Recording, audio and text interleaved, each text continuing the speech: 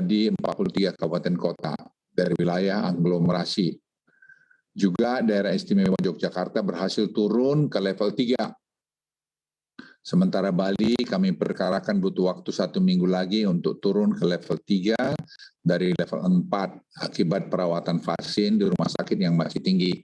Dan saya sudah komunikasikan juga kepada Gubernur Bali tadi malam untuk kita rame-rame mengatasi masalah ini. Secara keseluruhan, indikator transmisi penyakit yang terdiri dari penambahan kasus konfirmasi, jumlah perawatan pasien yang ada di rumah sakit, dan jumlah kematian terus mengalami perbaikan. Semua ini tentunya adalah sesuatu yang patut kita syukuri yang merupakan buah dari kerja keras kita semua. Apa yang dicapai kita bersama hari ini tentunya bukanlah bentuk euforia yang harus dirayakan. Kelengahan sekecil apapun yang kita lakukan, ujungnya akan terjadi peningkatan kasus dalam beberapa minggu ke depan. Ini adalah sesuatu yang harus kita hindari. Seperti yang terjadi beberapa hari yang lalu di restoran kafe di wilayah Jakarta yang tidak patuh pada protokol kesehatan. Hingga pada akhirnya harus dilakukan tindakan penutupan selama 3 hari ke depan. Kami juga masih melihat banyaknya restoran kafe yang masih belum menerapkan penggunaan aplikasi Peduli Lindungi. Padahal ini semua adalah untuk keamanan kita bersama. Bapak Presiden dalam rapat kabinet terbatas tadi siang menekankan bahwa COVID-19 tidak akan hilang dalam waktu yang singkat dan kita perlu menyiapkan diri untuk hidup bersama COVID-19. Karena COVID-19 ini akan berubah dari pandemik ke pandemik. 3 strategi pengendalian pandemi kita akan menjadi kunci utama dari transisi kehidupan kita ketika COVID-19 ini menjadi epidemi dari pandemi. 3 strategi tersebut adalah peningkatan coverage vaksinasi yang cepat dan seluruh masyarakat Indonesia, serta testing, tracing, treatment yang baik, dan kepatuhan prokes 3M yang tinggi. Di mana sistem Peduli Lindungi yang kita gunakan saat ini akan menjadi integrator utama dari 3 strategi tersebut, sehingga bisa meminimalkan penularan COVID-19 ketika kita membuka kembali aktivitas masyarakat secara bertahap. Oleh karena itu, pemerintah tidak bosan-bosannya mengingatkan kepada seluruh komponen masyarakat untuk mematuhi protokol kesehatan dan penggunaan aplikasi Peduli Lindungi sesuai dengan instruksi dari pemerintah. Dalam 1 minggu terakhir, kami menemukan banyak pelanggaran seperti yang muncul di media dalam beberapa hari ini. Pemerintah akan mengambil langkah persuasif dalam penegakan aturan-aturan ini sebelum mengambil langkah tegas jika upaya persuasif diabaikan. Terkait keamanan data di dalam Peduli Lindungi, pemerintah menjamin keamanan data tersebut dan saat ini penyimpanan data dilakukan oleh Kementerian Komunikasi Informasi dengan penanganan keamanan data dibantu oleh Badan Cyber Nasional, Badan Cyber Negara. Pemerintah akan terus mengambil langkah-langkah perbaikan agar kelancaran penggunaan Peduli Lindungi semakin baik. Per 5 September kemarin, total masyarakat yang melakukan screening dengan penggunaan Peduli Lindungi di beberapa sektor publik seperti pusat perbelanjaan, industri, olahraga, dan lainnya telah mencapai hampir 21 juta orang. Dari total 21 juta orang yang tersebut terdapat 761.000 orang yang masuk kategori merah. Tidak diperkenankan masuk melakukan aktivitas di tempat publik oleh sistem.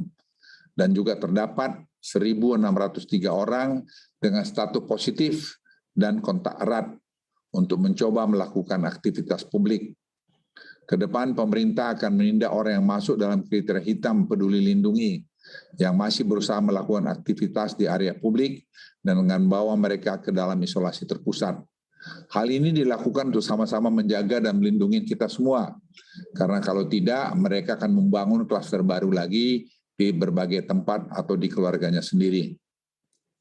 Oleh karena itu, pemerintah juga ingin menghimbau agar masyarakat beraktivitas pada tempat-tempat yang sudah menggunakan aplikasi Peduli Lindungi, sehingga dapat mengurangi risiko tertular karena COVID-19.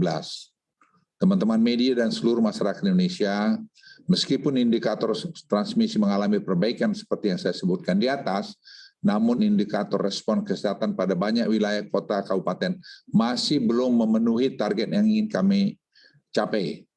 Fokus inilah yang menjadi prioritas pemerintah dalam beberapa minggu ke depan. Dan Presiden merintahkan kami untuk melakukan ini semua dengan cermat. Contohnya pada rasio kontak erat, meskipun telah terjadi kenaikan signifikan rasio kontak erat dari 3,37 ke awal Agustus menjadi 7,89 per 5 September, namun pada banyak daerah rasio kontak eratnya masih di bawah 5, sehingga kemudian menghambat daerah tersebut untuk menjadi turun level. Ini penting sekali, kami berharap memang bisa sampai rata-rata 10 kontak erat target pada waktu 2-3 minggu ke depan. Seiring dengan kondisi situasi COVID-19 yang makin baik, serta implementasi protokol kesehatan dan penggunaan peduli lindungi yang terus berjalan, ada beberapa penyesuaian aktivitas masyarakat yang bisa dilakukan dalam periode 7-13 September ini. Yang pertama, penyesuaian waktu makan atau dine-in dalam mal menjadi 60 menit dengan kapasitas 50%. Akan dilakukan uji coba pembukaan 20 tempat wisata di kota dengan level 3, dengan penerapan protokol kesehatan yang ketat dan implementasi platform peduli lindungi. Serta kabupaten kota level 2 juga akan diwajibkan menggunakan peduli lindungi pada tempat-tempat wisata yang sudah diperbolehkan buka. Kami akan melakukan uji coba protokol kesehatan dan peduli lindungi untuk mal dan pusat perbelanjaan di Bali dengan batasan-batasan tertentu. Pandemi telah mengajar kepada kita semuanya untuk mencari titik keseimbangan antara gas dan rem, seperti yang selalu disampaikan oleh Presiden. Keseimbangan antara kepentingan kesehatan dan perekonomian harus disikapi secara teliti dan hati-hati. Dalam mengambil keputusan, pemerintah harus terus merujuk kepada data, serta kepada ilmu pengetahuan dan teknologi terbaru. Eksekusinya juga dilakukan secara bertahap, bertingkat, dan berlanjut. Dan tidak ada yang kita kerjakan tidak terpadu. Ini saya mohon para pemirsa, rakyat Indonesia juga paham bahwa Presiden ingin jangan naik lagi COVID ini.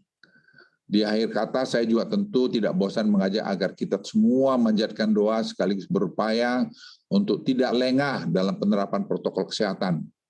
Dan selanjutnya, semoga Tuhan Yang Maha Kuasa selalu memberikan kesehatan, kekuatan, dan meridai, serta memberikan kemudahan kita semua, agar kita semua dapat keluar dari pandemi COVID-19 ini. Dan kita jangan pernah jumawa bahwa kita seolah-olah sudah selesai mengatasi ini. Perjalanan masih panjang. Kita harus bisa melalui rintangan-rintangan ini bila kita semua disiplin. Terima kasih. Wassalamualaikum warahmatullahi wabarakatuh.